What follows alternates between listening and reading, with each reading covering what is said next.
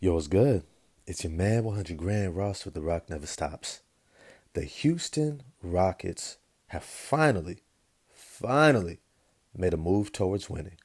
I'm going to get into that in this video. If you enjoy it, smash the like button for me, hit subscribe and the bell for notifications.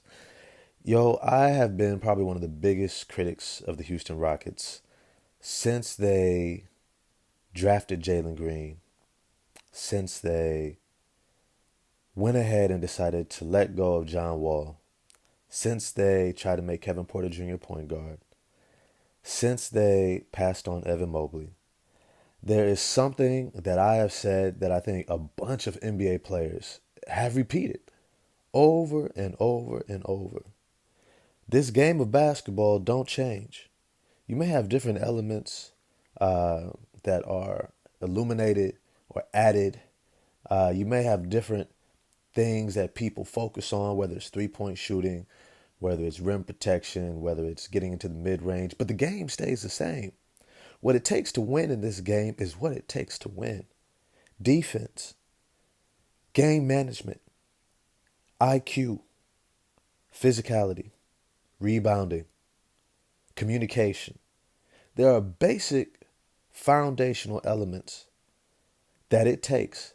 And the Houston Rockets seem to have absolutely no desire to focus on bringing those elements into this team dynamic since the moment James Harden said, I want to leave. Right? Before he left, they were all about making sure they had those things. Clint Capella, PJ Tucker, right? They had guys like Eric Gordon. They had James Harden, Chris Paul. Then they went with Westbrook. Then they went with John Wall, right? They went with all these different dudes, right? Because they needed the balance. They were trying to tinker with the balance of building a championship. And then he leaves and they're just like, forget it. We just going to dump everything and we're not going to care. And I said that's going to backfire. Even though you're trying to do this tankathon to try to get you a top tier talent, what you have to realize what you're also doing is you are implementing the very things that cause you to lose. And you're going to have to spend just as much time backtracking that as you are wasting on putting that into your team, your organization, and your system. And sure enough, what happens? They bring in a coach who's ready to win now, not a developmental coach. And what happens? You mess up the coaching, right? The coach, he don't know what to do with these young boys. He don't know what to do with them. He don't know how to talk to them. He don't even know what to teach them yet because there's so many things that fundamentally wrong with how they play the game. He's just beside himself. And so it looks terrible out there, right? Then you bring a guy to run the point, and Kevin Porter Jr., who is not a point guard.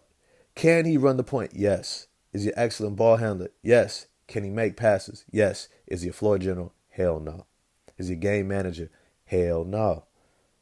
And so these are some of the things that I'm looking at, and then I'm saying, okay, so you're going to draft Jalen Green, who's a shooter, who's a scorer.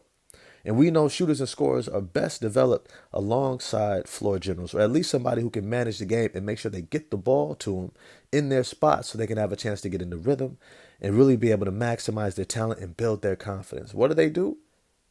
They go ahead and tell John Wall to go home, and they put Kevin Porter Jr. at the point, who does not have any of those abilities. And I said what was going to happen was it was going to stymie Jalen Green's development. And sure enough, it has. It's also stymied a Jabari Smith a development as well. Because what it did was it caused him to have to play a game that he's never had to play before. He's never had to wait for the ball. He's never had to come off a screen and then get looked away, right? Kevin Porter Jr. didn't understand that he was now developing those guys in order to be able to play alongside of him. But that's not his fault. It was the organization's fault. Right? I said from the beginning they should have kept John Wall. They should have drafted Evan Mobley. The team would have had balance. They would have had talent. And they could have been working towards winning. I think they would have had a much better last 3 years. People would be like, well, they wouldn't have the same level of talent. Man, you know how much talent is in the NBA right now? You got a prime market in Houston. You got a point guard who could be a floor general still. You would have had a promising young big man, a bunch of solid pieces, Jayshawn Tate, Christian Wood, and the like, around solid talent, defensive players, right? It would have been perfectly balanced. They would have been fine, right? But they went the wrong direction. So I've been sitting here looking at them for the past, few years, and really I'm looking, but I'm not looking. Like I'm glancing over, the shoulder and looking at games. I'm like, I don't want to watch that. It's terrible basketball. they're going to lose. Yeah, they're going to have a couple games where they get hot because they're talented, but they don't play winning basketball, so they don't win. So why even watch? You know what's going to happen. And sure enough, that's what happened. Now, I'm not speaking to their talent. Kevin Porter Jr. is talented, right? Alperen Şengün is talented, right? Usman Garuba, Kenyon Martin Jr., right? Jonathan Christopher, all these dudes is talented, right? But there's no balance on the team. There's no balance. And so these guys are not developing as they should be, as they should be. And it was frustrating to watch. But lo and behold, they make this coaching hire. And this is what I want to really focus on right now. Is this move is about winning, which means everything that follows is going to be about winning. Everything from this point forward is going to be about winning. Do not be shocked. Do not be shocked if Kevin Porter Jr. is no longer the starting point guard within a year or two. Do not be shocked. Their investment is in Jalen Green, not Kevin Porter Jr. Let's be clear about that. As talented as Kevin Porter Jr. is, he is DeMarcus Cousins. He is the guy who is incredibly talented that you can't build around because he doesn't have the leadership. He doesn't have the intangibles. And it's not a knock. It's just a realization at this level where you have to be in those areas in order to play certain positions and roles is elite. And you cannot catch up.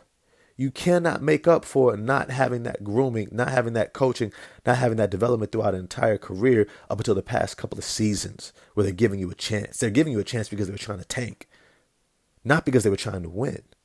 And so everything from this point forward is about winning, which is going to be interesting because I'm wondering how they're going to create the balance on this team. They need a rim protector. Jabari Smith is not that. Alperen Şengün is not that. If they miss out on Victor Wembanyama, do not be shocked if there's a move to try to get a big man, a legit young big man, maybe somebody like a James Wiseman, right? And offer Kevin Porter Jr. Right? He's under a great contract, great talent, right? Not the position you want him in. If they do get Victor Wembanyama, I expect for them to roll out Kevin Porter Jr. for another season and give it a shot. But don't be shocked if they bring in another point guard. Because once again, it's about winning now. It's not about tanking. It's not about trying to give guys a shot and see what they can do. They know the guys who are winners. Jabari Smith is a winner. Alperen Şengün is a winner. Kenyon Martin Jr. is a winner, right? These guys play winning basketball even if the person at the helm isn't. Even if the coach doesn't know how to quite get through to him yet and put in the schemes, they do winning things. They play defense. They get to their spots. They find balance on the court. Jalen Green, we're still looking for, can he play winning basketball? Because a lot of the stuff he was doing the past couple of years is not winning basketball. You are not ready to dribble the ball 3, 4, 5 times and do a step back, James Harden 3. That's not winning basketball. That's not you yet, right? And you trying to do that in season 2, I get you're trying to expand your game and experiment, but that's not how you develop a winner. You don't want habits that are developed prematurely. And a lot of the things that they were doing is premature habits. You're not there yet. You're not there. And so it's going to be dope to see Ime Udoka try to do a Miami Heat, New York Knicks, Tom Thibodeau, Eric Spoelstra, developing a culture. He's going to be trying to develop a culture big time. Do not sleep on that.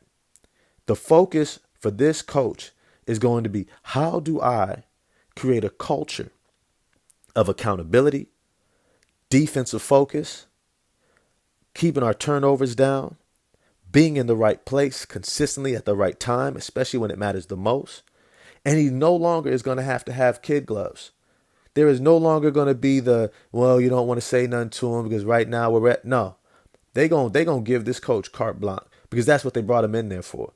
He comes with a lot of baggage, and for them to take a chance on his behind with all that baggage is because they want what he does.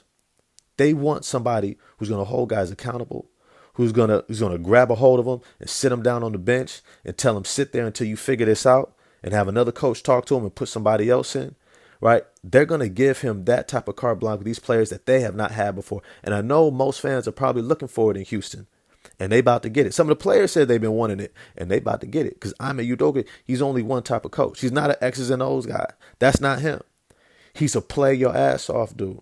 He's like, if I tell you to be in this spot, I want you in this spot because I don't have the advanced X's and O's. You're gonna have a whole bunch of options after that. If you not there, this ain't gonna work. And if you can't figure it out, we're gonna find somebody else who can. But as always, I want to hear your thoughts on the hiring of Ime Udoka in Houston. Is this the right hire? I think so. Let me know what you think in the comment section. Get at y'all next time. Peace.